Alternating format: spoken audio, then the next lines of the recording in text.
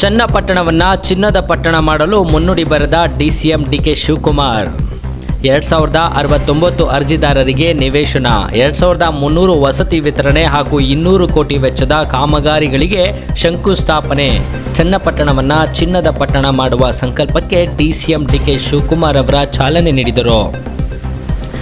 ಯುವ ಜನ ಸೇವೆ ಮತ್ತು ಕ್ರೀಡಾ ಇಲಾಖೆ ವತಿಯಿಂದ ತಟ್ಟೆಕೆರೆಯ ಕುಡಿಯುವ ನೀರಿನ ಕಟ್ಟೆ ಬಳಿ ಸುಮಾರು 9 ಕೋಟಿ ವೆಚ್ಚದಲ್ಲಿ ಕ್ರೀಡಾಂಗಣ ಅಭಿವೃದ್ಧಿ ಕಾಮಗಾರಿ ಗುದ್ದಲಿ ಪೂಜೆ ಮೂಲಕ ಡಿಸಿಎಂ ಮತ್ತು ಅಭಿವೃದ್ಧಿ ಅಭಿಯಾನ ಪ್ರಾರಂಭ ಮಾಡಿದರು.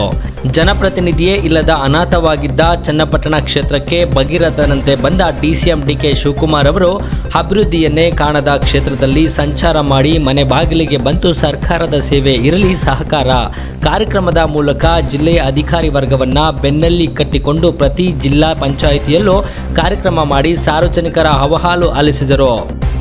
ಈ ಕಾರ್ಯಕ್ರಮದಲ್ಲಿ ಸುಮಾರು 9,731 ಅರ್ಜಿಗಳನ್ನು ಸ್ವೀಕರಿಸಲಾಯಿತು. ಇವುಗಳಲ್ಲಿ ನಿವೇಶನ ಕೋರಿ ಬಂದಂತಹ 8,112 ಅರ್ಜಿಗಳನ್ನು ಅಧಿಕಾರಿಗಳು ಪರಿಶೀಲನೆ ಮಾಡಿ 6,660 ಅರ್ಜಿಗಳ ತಾತ್ಕಾಲಿಕ ವಸತಿ ರಹಿತ ಪಟ್ಟಿ ತಯಾರಿಸಲಾಯಿತು.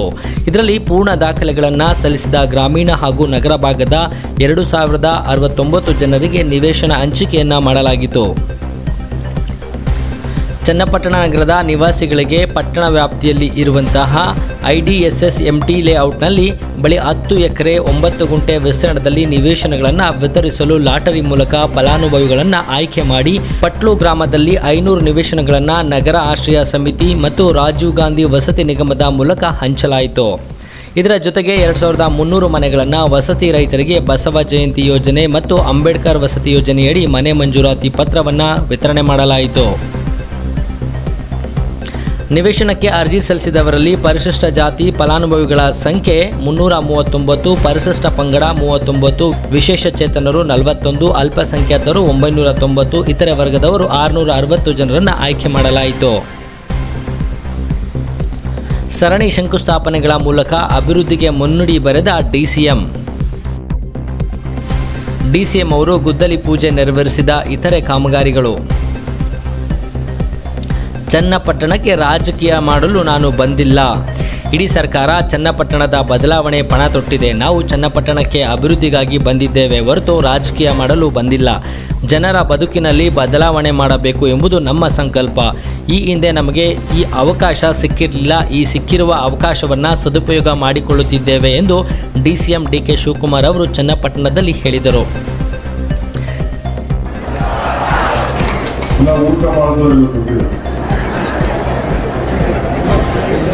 ಬಂಧುಗಳೇ, ವೇದಿಕೆ ಮೇಲೆ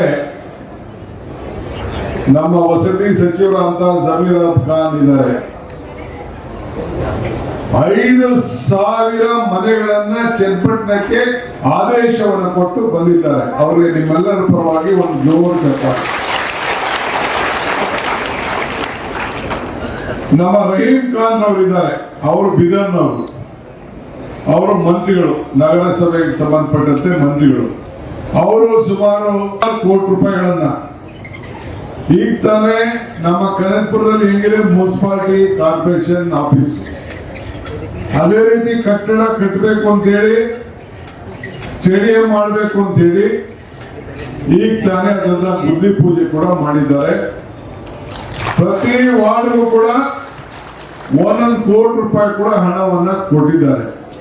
ಅವರು ಕೂಡ ನಮಸ್ಕಾರ, ಅವರು ಕೂಡ ಒಂದು ಚಪ್ಪಾಳೆ ಹೊಡೆಯಿರಿ.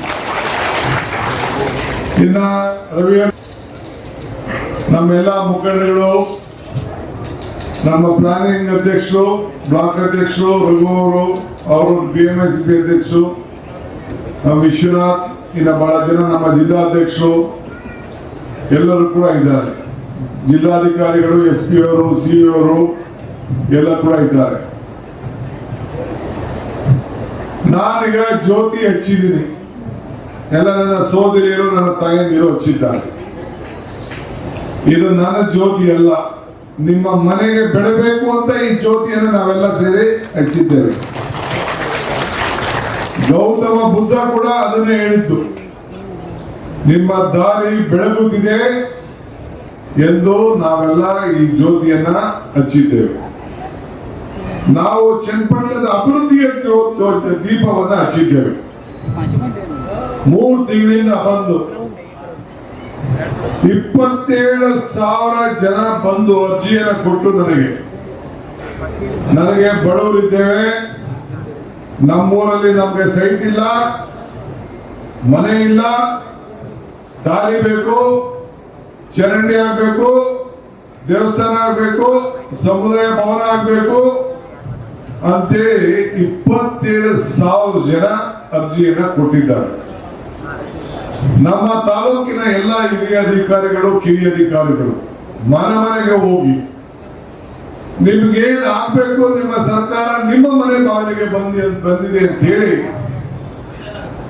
ಅವ್ರು ಬಂದು ನಿಮ್ಗೆ ಅರ್ಜಿಯನ್ನ ಕೊಟ್ಟಿದ್ದಾರೆ. ಕೊಟ್ರ ಇಲ್ವಾ? ಕೊಟ್ಟರಮ್ಮ? ನೀವು ಅದಕ್ಕೆ ವಾಪಸ್ ಅರ್ಜಿ ಕೊಟ್ಟಿದ್ದೀರಿ. ನಗರದಲ್ಲೇ 9,721 ಜನ ಕೊಟ್ಟಿದ್ದಾರೆ, ಗ್ರಾಮೀಣ ಪ್ರದೇಶದಲ್ಲೂ ಕೊಟ್ಟಿದ್ದಾರೆ. ಬರೀ ಸೈಟು ಮನೆಗೆ 18,000 ಜನ ಕೊಟ್ಟಿದ್ದಾರೆ. ಅದಕ್ಕೆ ನಾನು ತೀರ್ಮಾನವನ್ನು ಮಾಡಿದ್ದೇನೆ, ನಮ್ಮ ಸರ್ಕಾರ ತೀರ್ಮಾನ ಮಾಡಿದೆ, ಯಾರು ಬಡವರು ಹರಿದ್ದಾರೆ ಅವರೆಲ್ಲರೂ ಕೂಡ, ಯಾರಿಗೆ ಮನೆ ಇಲ್ಲ, ಯಾರಿಗೆ ಸೈಟ್ ಇಲ್ಲ, ಯಾರಿಗೆ ಜಾಗ ಇಲ್ಲ, ಪರಿಶೀಲನೆ ಮಾಡಿ ಎಲ್ಲರೂ ಕೂಡ ಕೊಡಬೇಕು ಅಂತೇಳಿ ತೀರ್ಮಾನ ಮಾಡಿ ಈಗಾಗಲೇ ಸೈಟ್ಗಳನ್ನು ಹಂಚಿಕೆ ಮಾಡಲಿಕ್ಕೆ ಕಾರ್ಯಕ್ರಮ ರೂಪಿಸಿ ಈಗಾಗಲೇ ನಗರದ ಪಕ್ಕದ ಟೌನ್ ನಲ್ಲಿ ಒಂದು ಹೊಸ ನಗರವನ್ನೇ ಸೃಷ್ಟಿ ಮಾಡಿ ನಾವು ಈಗ ಸೈಟ್ ಹೆಚ್ಚಂತ ಕಾರ್ಯಕ್ರಮನ ಹಮ್ಮಿಕೊಂಡಿದ್ದೇವೆ ಪಟ್ಲಲ್ಲಿ. ಇನ್ನ ಅಕ್ಕಪಕ್ಕ ನಮ್ಮ ಈಗ ತಾನೇ ಜಿಲ್ಲಾಧಿಕಾರಿಗಳಿಗೆ ಹೇಳಿದ್ದೇನೆ, ಯಾರ್ಯಾರು ಬಗರ್ಕೊಮ್ ಸಾಗುವಳಿಗೆ ಅರ್ಜಿ ಮಾಡ್ಕೊಂಡ್ರು 5 ಕಿಲೋಮೀಟರ್ ಒಳಗಡೆ ಇಲ್ಲ, ಅದು ಕೂಡ ಅರ್ಜಿ ವಜಾ ಮಾಡಿ ಅಲ್ಲೂ ಸೈಟ್ ಹೆಚ್ಚಬೇಕು. ಇಲ್ಲ ಇನ್ನು ಯಾರ್ಯಾರು ಜಮೀನು ಕೊಡ್ತಾರೆ ಅವರಿಗೆ ಸರ್ಕಾರದಿಂದ ಒಂದೇ ಸತಿ ದುಡ್ಡು ಕೊಟ್ಬಿಟ್ಟು ಖರೀದಿ ಮಾಡಿ 2 ಎಕರೆ ಯಾರು ಕೊಡಿ, 5 ಎಕರೆ ಯಾರು ಕೊಡಿ, 10 ಎಕರೆ ಯಾರು ಕೊಡಿ, 1 ಎಕರೆ ಯಾರು ಕೊಡಿ, ಅಲ್ಲಲ್ಲೇ ಸೈಟ್ ಅನ್ನು ಹಂಚಿ ಕೊಡುವಂತ ಕೆಲಸಕ್ಕೆ ನಾವು ಬದ್ಧರಾಗಿದ್ದೇವೆ. ಇಲ್ಲಿ ಬಹಳ ಜನ ಬಂದಿದ್ದೀರಿ. ಇವತ್ತು ಒಂದು 500 ಎಷ್ಟು ಎಕರೆ ಇರ್ತೀರಿ, 500 ಜನಕ್ಕೆ ಇವತ್ತು ನಾವಿಲ್ಲಿ ಹಚ್ಬೋದು. ಇನ್ನ 800 ಜನ ಇಲ್ಲಿ ಒಟ್ಟು 1,000 ಜನಕ್ಕೆ ಲೆಕ್ಕಾಚಾರ ಹಾಕೊಂಡಿದ್ದೇವೆ. ಲಾಟ್ರಿ ಎತ್ತೀವಿ, ಕೆಲವು ಸಿಕ್ಬೋದು, ಕೆಲವು ಸಿಗದೆ ಇರ್ಬೋದು. ಸಿಗದೆ ಹೋದವ್ರು ಯಾರು ಗಾಬರಿ ಮಾಡ್ಕೊಳ್ಳೋದು ಬೇಡ. ಜಮೀನಿನ ಉಳ್ಕೊಂಡದನ್ನ ಖರೀದಿ ಮಾಡಿ ಇನ್ಯಾರ್ಯಾರು ಉಳ್ಕೊಂಡಿದ್ದಾರೆ, ಯಾರ್ಯಾರು ಹಾರಿದ್ದಾರೆ ಅವ್ರೆಲ್ಲರೂ ಕೂಡ ಕೊಡಬೇಕು ಅಂತ ಈ DK ಶಿವಕುಮಾರ್ನ ಸಂಕಲ್ಪ. ನೀವು ಚಿಂತೆ ಮಾಡಬೇಡ. ಆಮೇಲೆ ಮನೆ ಸೈಟ್ ಅನ್ನ ಕನಕಪುರದಲ್ಲಿ ಏನ್ ಮಾಡಿದ್ರಿ ಗೊತ್ತಾ? ಒಬ್ರಿಗೂ ಕೊಡ್ಲಿಲ್ಲ.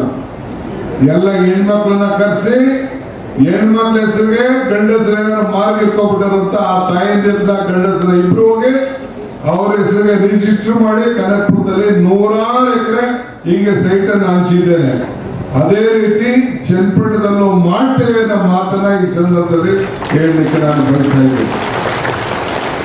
ಎಲೆಕ್ಷನ್ ಮುಂಚಿತ ಮಾತು ಕೊಟ್ಟಿದ್ದ 5 ಗ್ಯಾರಂಟಿ.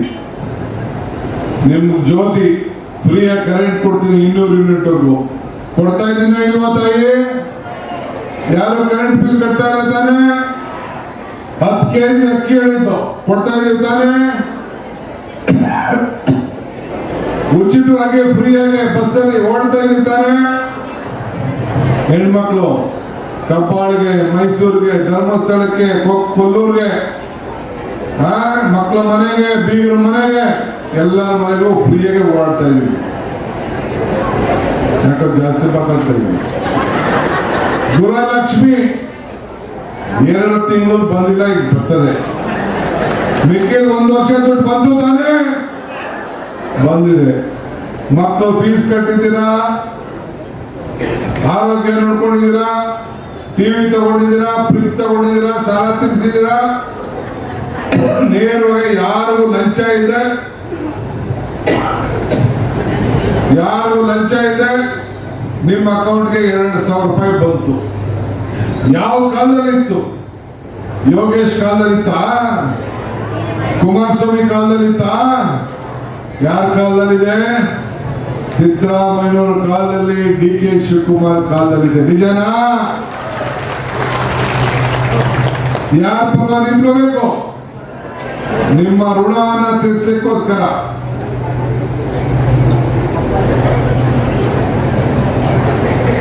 ಇಂಥ ಕಾರ್ಯಕ್ರಮ ಮಾಡಿದ್ವಿ. ಈಗ 27,000 ಜನ ಬಂದು ನನಗೆ ಅರ್ಜಿ ಕೊಟ್ಟರು. ಈಗ ಮುಖ್ಯಮಂತ್ರಿಗಳಿದ್ರು ಈ ಕ್ಷೇತ್ರದಲ್ಲಿ, ಯೋಗೇಶ್ ಮಂತ್ರಿ ಇದ್ರು, ಮಾಡಬಹುದಾಗಿತ್ತು. ಹೀಗೆ ಕರೆಸಿ ಸೈಟ್ ಕೊಟ್ಟು ಬಡವರು ಸಹಾಯ ಮಾಡಿ ದುಡ್ಡು ಕೊಟ್ಟು ಕರೆಂಟ್ ಬಿಲ್ ಕಟ್ಟಿ 10 kg ಅಕ್ಕಿ ಹಾಕಿ ಫ್ರೀ ಬಸ್ ಕೊಟ್ಟು ಮಾಡಬಹುದಾಗಿತ್ತು. ಏನಾದ್ರು ಮಾಡಿದ್ರ? ಏನು ಮಾಡಲಿಲ್ಲ. ನೀವು ಋಣ ತೀರಿಸ್ತಾ ಇದೀವ ಇಲ್ಲ? ಸರ್ಕಾರ ನಮ್ಮ ಅಧಿಕಾರ ಬಂದಕ್ಕೆ ಅದಕ್ಕೆ ಇವತ್ತು ಈ ಒಂದು ಕಾರ್ಯಕ್ರಮ ಯಾಕೆ ಮಾಡಿದೀವಿ ಅಂದ್ರೆ ನಮ್ಗೆ ಅವಕಾಶ ಸಿಕ್ಕದಕ್ಕೆ ಇಲ್ಲಿ ಮಾಡ್ತಾ ಇದೀವಿ. ಅದೇ MLA ಇದ್ದಿದ್ರೆ ಮಾಡಕ್ ಆಗ್ತಿರ್ಲಿಲ್ಲ, ಅವ್ರು ಬಿಡ್ತಿರ್ಲಿಲ್ಲ. ಈಗ ರಾಮನಗರದಲ್ಲಿ ಇದೇ ರೀತಿ ಹೊರಟಿದ್ದೀವಿ. ಇಡೀ ಜಿಲ್ಲೆಯಲ್ಲಿ ಈ ರೀತಿ ಕಾರ್ಯಕ್ರಮವನ್ನು ರೂಪಿಸಿದ್ದೀವಿ. ಇದನ್ನ ರಾಜ್ಯಕ್ಕೆ ಇದನ್ನ ತೆಗೆದುಕೊಂಡು ಕೆಲಸ ಕೂಡ ನಾವು ಮಾಡ್ತೇವೆ. ಅದಕ್ಕೆ ಇವತ್ತು ನಾನು ತಮ್ಗೆ ಹೇಳಿದಷ್ಟೇ, ನಾವು ಸಂಕಲ್ಪ ಮಾಡಿದ್ದೇವೆ. ನಿಮಗೆ ಚನ್ನಪಟ್ಟಣದ ಅಭಿವೃದ್ಧಿಯ ದೀಪವನ್ನ ಇವತ್ತು ಹಚ್ಚಿದ್ದೇವೆ. ಚನ್ನಪಟ್ಟಣವನ್ನ ಚಿನ್ನದ ಪಟ್ಟಣ ಮಾಡ್ತೇನೆ ಅಂತ ಹೇಳಿ ಮಾತು ಕೊಟ್ಟಿದ್ದೇನೆ. ಆ ಮಾತು ಪ್ರಕಾರ ಇವತ್ತು ಅಭಿವೃದ್ಧಿಯ ಮುನ್ನಡೆಯನ್ನ ಮಾಡಲಿಕ್ಕೆ ಇವತ್ತು ನಾನು ಇಲ್ಲಿಗೆ ಬಂದಿದ್ದೇನೆ. ಮನುಷ್ಯ ಯಾವತ್ತೂ ಒಳ್ಳೆದು ಯೋಚನೆ ಮಾಡಬೇಕು. ಈಗ ನಾನು MLA ಪಾಪ ಕುಮಾರಸ್ವಾಮಿ ಇದ್ರು, ನಾವೇ ಮುಖ್ಯಮಂತ್ರಿ ಮಾಡಿದ್ರು ಕಾಂಗ್ರೆಸ್ಸಿಂದ. ಅವ್ರು ನನಗೆ ಬೇಡಪ್ಪ ಅಂತೇಳಿ ಅಧಿಕಾರನ ಅವರು ಉಳಿಸ್ಕೊಳಕ್ ಆಗಲಿಲ್ಲ. BJಪಿಯವರು ಬಂದರು, ಅವ್ರನ್ನು ಜನ ನಿಮ್ ಕೈಲಿ ಮಾಡೋಕೆ ಆಗೋದಿಲ್ಲ ಅಂತೇಳಿ ನಮ್ಗೆ ಅಧಿಕಾರ ಕೊಟ್ಟಿದ್ದಾರೆ. ಸೊ ಇವತ್ತು ಒಳ್ಳೆ ಕೆಲಸ ಮಾಡಬೇಕು, ಒಳ್ಳೇದು ಮಾತಾಡಬೇಕು. ಅಧಿಕಾರ ಇದ್ದಾಗ ಅವ್ರ ಕೈಲಿ ಮಾಡಕ್ ಆಗಲಿಲ್ಲ. ಈಗ ಮುಂದಕ್ಕೆ ನೀವು ಅವ್ರಿಗೆ ಉತ್ತರ ಕೊಡುವಂತ ಅವಕಾಶ ಈ ಕೈ ಇದೆ. ಈ ಕೈಯಿಂದ ಏನೆಲ್ಲ ಮಾಡ್ಬೋದು? ನಮ್ಗೂ ರಕ್ಷಣೆ ಮಾಡ್ಬೋದು, ನಿಮ್ಗೂ ರಕ್ಷಣೆ ಮಾಡ್ಬೋದು.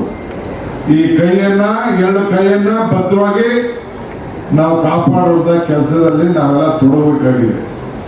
ಆದ್ರಿಂದ ಇವತ್ತು ವೇದಿಕೆಯಲ್ಲಿ ಬಹಳ ಜನ ಎಲ್ಲ ಇದ್ದಾರೆ. ಅನುಕೂಲ, ಅವಕಾಶ, ಅದೃಷ್ಟ ಎಲ್ಲ ಇದ್ರೂ ಕೂಡ ಕೆಲವು ಸಂದರ್ಭದಲ್ಲಿ ಇಚ್ಛಾಶಕ್ತಿ ಕೊರತೆ ಇರ್ತದೆ. ಅದಕ್ಕೆ ನಮ್ಮ ಇಚ್ಛಾಶಕ್ತಿಯಿಂದ ಇವತ್ತು ನಾವು ಇಲ್ಲಿ ನಿಮಗೆ 2 ಕೈಗಳಲ್ಲೂ ಕೂಡ ನಿಮ್ಮ ಸೇವೆಯನ್ನು ಮಾಡಬೇಕು. ನಮ್ಮ ಕೈಯಲ್ಲಿ ಯಾರು ನಮ್ಮನ್ನು ನಂಬಿದ್ದಾರೆ, ಯಾರು ಈ ಕೈಯನ್ನು ನಂಬಿದ್ದಾರೆ, ಆ ನಂಬಿಕೆಯನ್ನು ಉಳಿಸ್ಕೊಳ್ಬೇಕು ಅಂತೇಳಿ ನಾನು ಇಲ್ಲಿಗೆ ಬಂದಿದ್ದೇನೆ.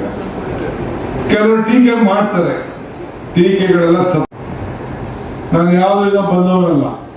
ನಾನು ಈ ಜಿಲ್ಲೆ ಬಿಟ್ಬಿಟ್ಟು ಓಟ್ ಹಾಕ್ಸ್ಕೊಂಡು ಹೊಂಟೋಗೋನಲ್ಲ.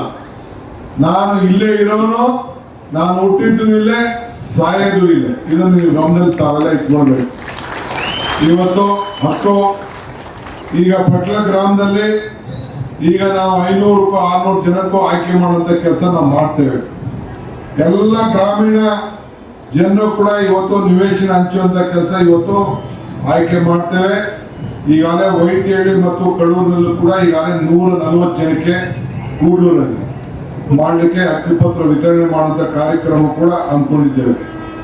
ಸೊ ಈಗ 5,000 ಮನೆಗಳ ಪೈಕಿ 2,300 ವಸತಿ ರೈತರಿಗೆ ಬಸವ ಜಯಂತಿ ಯೋಜನೆ, ಅಂಬೇಡ್ಕರ್ ವಸತಿ ಯೋಜನೆ, ಆಶ್ರಯ ಯೋಜನೆಯಲ್ಲಿ ಈಗಾಗಲೇ ಮಂಜೂರಾತಿಯ ಪತ್ರವನ್ನ ಕೊಡಲಿಕ್ಕೆ ಕಾರ್ಯಕ್ರಮವನ್ನು ರೂಪಿಸಿದ್ದೇವೆ. ಈಗ ಬರಕ್ಕಿಂತ ಮುಂಚಿತವಾಗಿ 21 ಜನ ಅಂಗವಿಕಲರು, ಅವರು ಕೂಡ ಎಲ್ಲ ವೆಹಿಕಲ್ಗಳನ್ನ ಕೊಟ್ಟುಕೊಂಡು ಬಹಳ ಸಂತೋಷ ಆಯಿತು. ಬಹಳ ಸಂತೋಷದಿಂದ ಅವರೆಲ್ಲ ಸ್ವೀಕಾರವನ್ನ ಮಾಡಿದ್ದಾರೆ. ಸೊ ಅದರಿಂದ ನಿಮ್ಮ ಮನೆಯ ಮಗನಾಗಿ ನಿಮ್ಮ ಸೇವೆ ಮಾಡಲಿಕ್ಕೆ ಇಡೀ ಸರ್ಕಾರ, ಇಷ್ಟೊತ್ತು ಬೆಳಗ್ಗೆ ನಮ್ಮ ಜಿಲ್ಲಾ ಮಂತ್ರಿ ರಾಮಲಿಂಗಾರೆಡ್ಡಿ ರೆಡ್ಡಿ ಇದ್ರು, ನಾನು ಬೆಂಗಳೂರಲ್ಲಿ ಜಿಲ್ಲಾ ಮಂತ್ರಿ ಆಗಿಬಿಟ್ಟಿದ್ದೀನಿ. 2 ಕಡೆನೂ ಒಟ್ಟಿಗೆ ಕೆಲಸ ಮಾಡೋಕ್ಕಾಗಲ್ಲ ಅಂತೇಳಿ ಅವ್ರಿಗೆ ಈ ಜವಾಬ್ದಾರಿಯನ್ನು ವಹಿಸಿದ್ದೇನೆ. ಅವರು ಬಹಳ ಅಚ್ಚುಕಟ್ಟಾಗಿ ಮಾಡ್ತಾ ಇದ್ದಾರೆ. ನಮ್ಮ ಬೀದರ್ನಿಂದ ರೈಮನ್ ಖಾನ್ ಬಂದಿದ್ದಾರೆ. ಮತ್ತಷ್ಟು ಸುದ್ದಿಗಳಿಗಾಗಿ ನೋಡ್ತಾ ಇರಿ ಪಬ್ಲಿಕ್ ನ್ಯೂಸ್ 24x7.